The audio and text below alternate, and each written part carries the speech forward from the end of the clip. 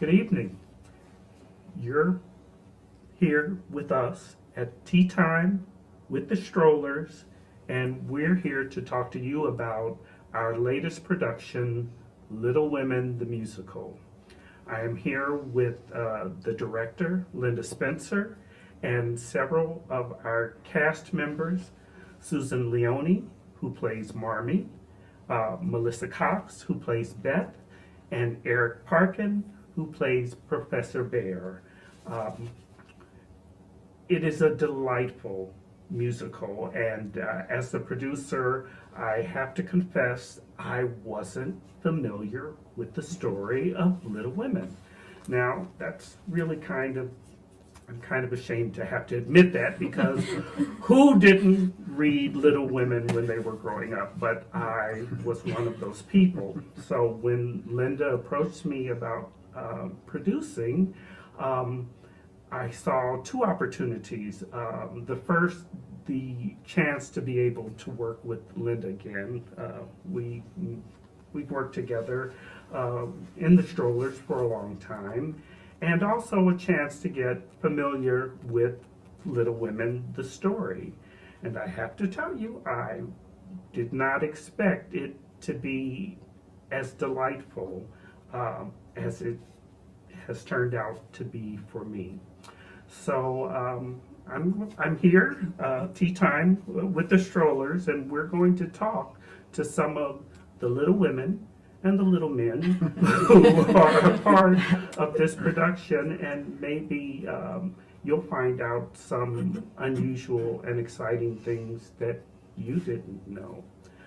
To my left here is Linda Spencer, and I want to introduce her and ask you, Linda, what drew you to taking on the ginormous task of staging a musical version of Little Women? Well, unlike you, I had read Little Women, and it was one of my favorite books, as it was for most women of my age. The Strollers approached me to consider directing Little Women, the musical. And I said, sure, give me a script, and let me read through it, see if it's similar to the play. I had not seen it on Broadway when it was in its recent run. And I started reading it, and I couldn't put it down. One of the things that I've always wanted to do was to direct in the round. And I've acted in the round, but I've never directed in the round. So when I started reading it, I thought, let me just start picturing it. What would happen if I started with the picture of putting it in the round. And I couldn't conceive of not doing it in the round. And I thought it would be a fabulous project for me. It was on my bucket list to do a direct show in the round. And that's why I ultimately said, yes, I will do it. And is it turning out to be what you imagined? Yes, it's magical. It's magical. Every idea I get is fun to try out. I think the cast is having a great time with it. It's different. It makes me feel creative. It's wonderful. It's fun. I actually stopped in at a couple of rehearsals, and I have to say, the casting of the show, you did a brilliant Very proud job, of that. because Yes. Thank you. It is a musical, and musical, you have to have people who can sing and move, and wow. Every single one. Wow, Sings, and moves, and every acts. single Yes. every single Uh-huh. actor, Mm-hmm. and among the most inspired people in this cast, we have Susan Leone, who plays Marmee, and I have to tell you, the other night you had me in tears, and it was a rough rehearsal, but your voice and your presence in that character is amazing. Tell me, what drew you to Well, I too read Little Women when I was in 4th grade, and it was sort of life-changing for me. I read Little Women, Little Men, Joe's Boys, and then I went on to read An Old-Fashioned Girl, 8 Cousins, Rose and Bloom. Everything Louisa May Alcott wrote, I think I read. I wanted to live in that time period. I wanted to wear those dresses, so now I have that opportunity to do that as Marmee. But when I first, actually the way I first heard about it was my daughter, who found out that you were doing Little Women, and I auditioned with her, and so I wasn't really thinking, I don't know what I was thinking, whether, I was planning to do this show, but she's the reason I came out, and there is a little bit of kismet involved. I had no idea when the auditions were, and out of the blue, I really didn't, because I knew it was in May, and this was, you auditioned really early, and I, out of the blue, I took out the CD and started listening to it nonstop in the car. I was driving back from my family in Virginia, and I better check to see when those auditions are. And I looked, and the auditions were happening that night. It was the second night of auditions. And that's the night you called me. Yes. Yeah. And on top of that, I'm one of 4 girls. And my second oldest, actually, her name is Jo, so I felt that I was a little woman, so I had to do the show. That's why I did it. So you're the mother Well, at now home yes, and exactly. the Yes, mother exactly. on stage. And here beside you is one of your daughters, Melissa Cox, who plays Beth. And the same question. I'm assuming you also read Little Women. And during the kite song, she makes me cry every rehearsal. Her voice is outrageous. Well, thank you. Yeah, I read the book, I think 6th grade. I read it actually right before I went to see it on Broadway, this version that Sutton Foster started.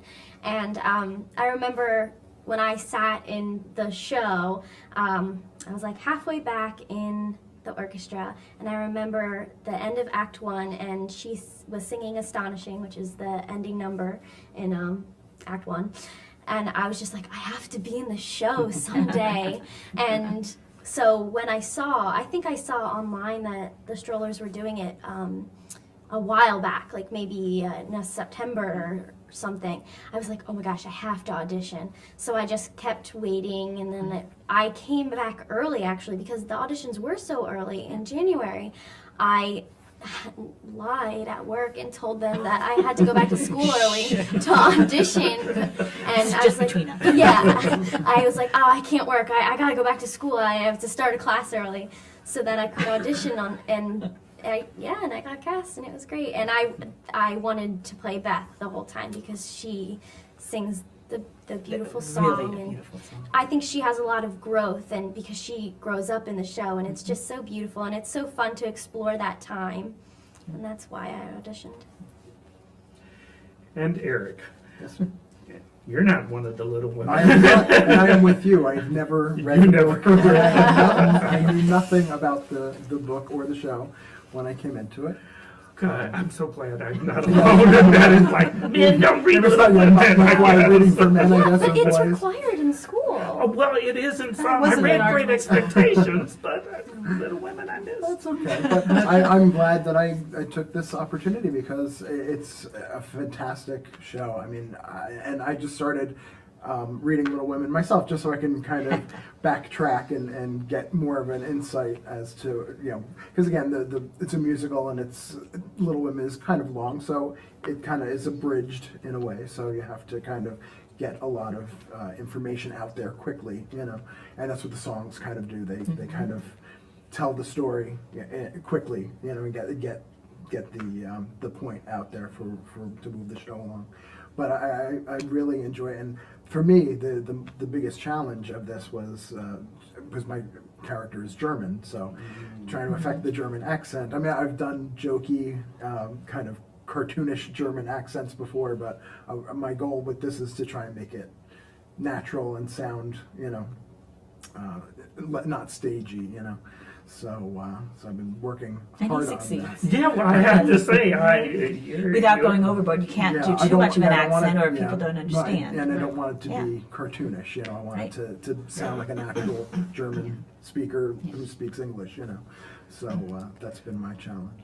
Well, this story is really driven by, from the point of view, I guess, from Joe, who is the protagonist, the very fiercely independent writer to be, and you have an interesting relationship with Yes. her, and the dynamics of that. Right. How do you approach? Because there's a romance, Right. but There's tension as But well, they- and that's always I think that's a more fun relationship, you know, with anybody. It's not so sweet, and it's, you know, we start out. I mean, she's in New York and living in the boarding house at this point, and I find her annoying because she's very boisterous and but still captivating as well. You know, I can't help but she commands my attention. So that's what turns that relationship around, you know. And then when she leaves, he realizes that he really misses her, and Well, she moves you out of your comfort zone yeah, too. she's pushed me out of what my routines, you know, and opened my eyes a little bit, I think.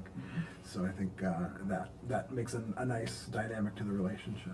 you have a very charming song where you're sort of reflecting on when she's away and Right. she, Yeah. She sends me a letter, writes you a letter. and it really makes me pull my feelings out and put them on the table and say, yeah, this is how I feel, and I have to face that, you know. So. Well, it certainly is a joy to see it all come to life. You're all working with the choreographer Greta.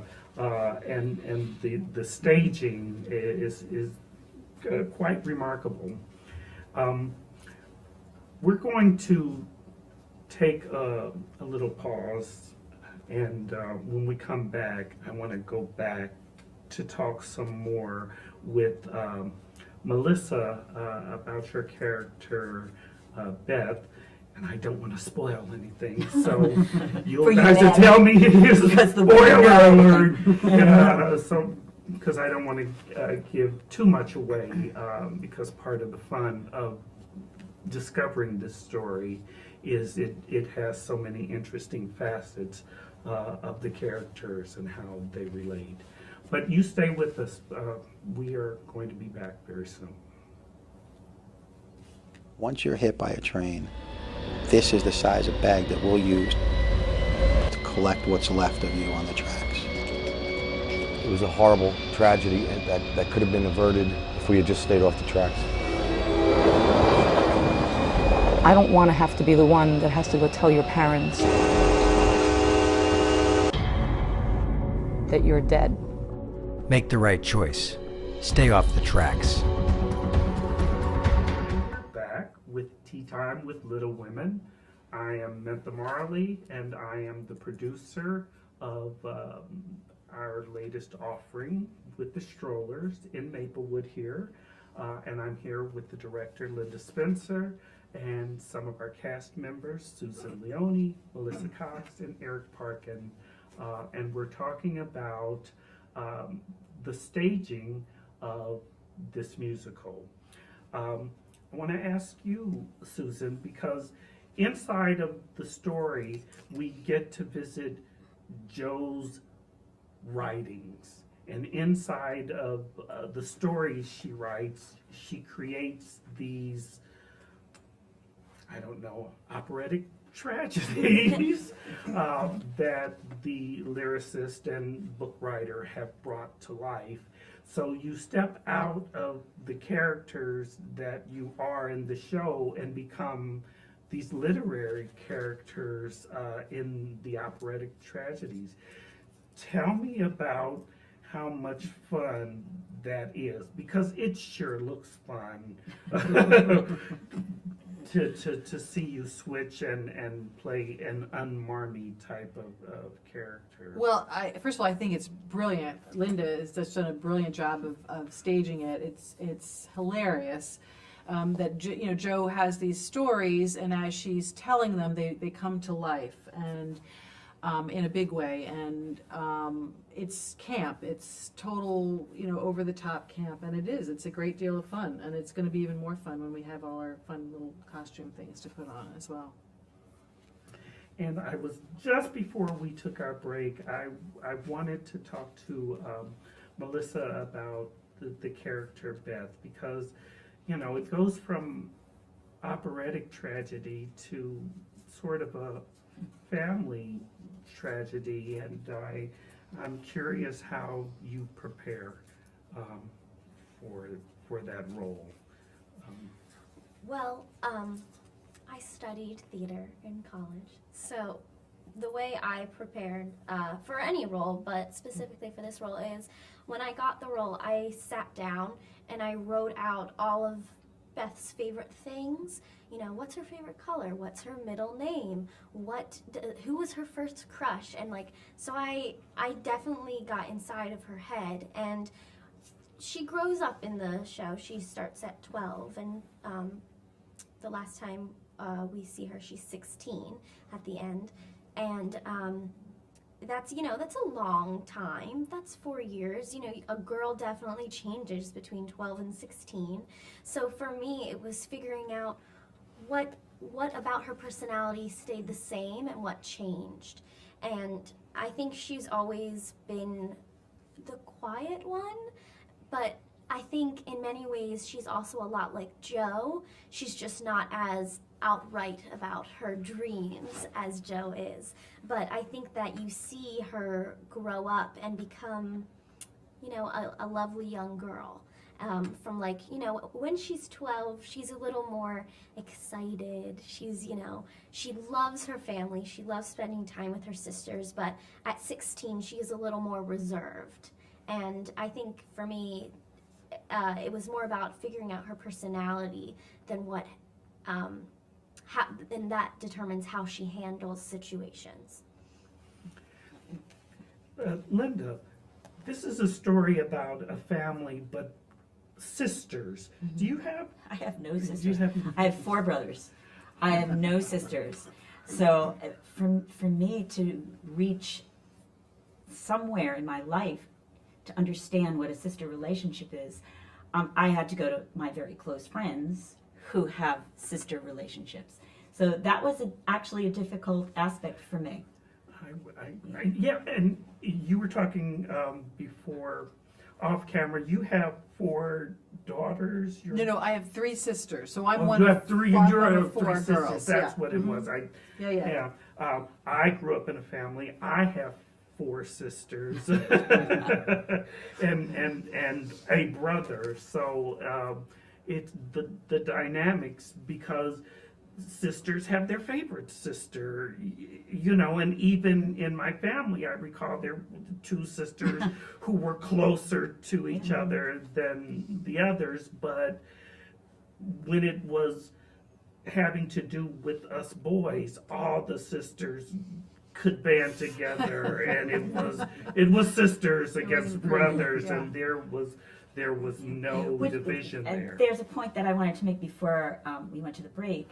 This is based on a true story and true relationship. Louise May Alcott was one of 4 girls, and each of the sisters represents one of her sisters and what their interests were, what happened to one of her sisters, who she was closest with. Their names are similar.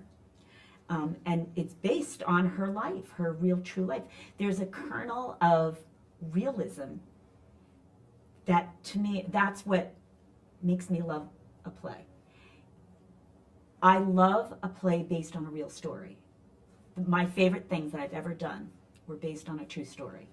And this, I find that this is very touching because it's based in reality. It's writing therapy at its finest. Yeah, to help her get through. Yeah. I mean, you feel Yeah. Louise May Alcott in this. I do. Sure. Well, definitely it's some almost autobiographical. by the time you get to the end and she's writing. Yeah. She has moved away from the sort of far-fetched operas Yeah. that she's writing to about her sisters. You really walk away with the fact that there is a bit of a biography there. So, what's your favorite number? There's a lot of the music in the show is just fantastic. I mean, I just there's fun numbers. There's like the operatic tragedy ones. They're a lot of fun. But then there's the moving numbers like Beth's. There's a nice duet that I sing with Joe, so that's kind of a nice tender moment. There's fun things like Lori and Very Amy's cute. song. Very That's cute. adorable. They're And choreographed extremely yes, well. the choreography It is wonderful. brings the songs Yeah. to life. And it's so much fun. And Professor Bear is in small sections of it throughout the show. It's not. I'm not in a lot of the things. I'm not in any of the family things. So I get to sit and watch, and I enjoy. So when I'm done. And he does. And I do. tell him, Eric, you can go. And He's, I'm like, no, I will I not. enjoy watching it because they're Yeah. fantastic. And people are really going to enjoy it if they come out to see it. It's going to be a great show. And, Well, it's definitely, you can see it's a labor of love with everyone. We're a not-for-profit theater. The show is scheduled to open on Friday, May 2nd, and we're going to run for 3 weekends. So I urge everyone who's tuned in to watching us today that this is just a little piece of something very exciting and unexpected happening at the Bergdorf Performing Center. So I really, really hope that you people come and check us out. And bring your kids. It's a great show for kids. I would say eight and up. Wonderful show for Nice kids. mother and daughter outing, especially on Mother's Day Mother's weekend. yeah, definitely. I was, excuse me, where did that come from? I wish I had that tea at tea time here. It's the only thing we're missing. How did you come to know the choreographer? I asked a friend of mine who does shows. He's a music director, and I asked him for some names. And I looked at the names he gave me, and I went, let me call her. And I spoke with her, and the first contact, she had had a tragedy in her life, and she wasn't up for doing anything. I said, I'm very, very sorry. I'll call you some other time, because we were talking on the phone, and I felt badly for her. And we ended the conversation, and I got somebody else to choreograph, and we were working for a while, and before the show went into rehearsals, the other woman had to drop out.